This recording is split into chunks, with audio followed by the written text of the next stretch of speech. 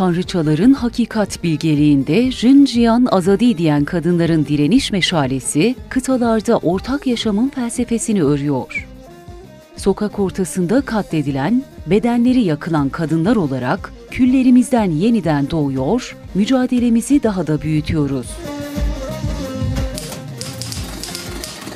Hayatın olduğu yerde savaşmak istiyorum diyen Clara Zetkin, kadının kurtuluşu için köleleştiren düzene karşı mücadeleyi savundu.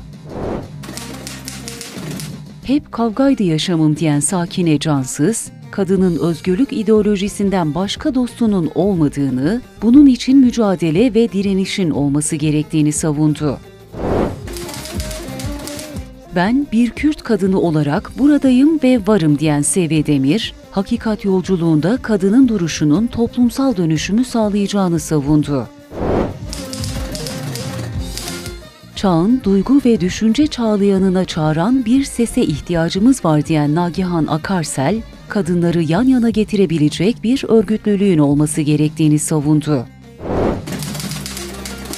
Kadın devrimi en büyük hayalimdir diyen Hevrin Halef, Rojava'da gelişen kadın devrimine tüm kadınların sahip çıkması gerektiğini savundu.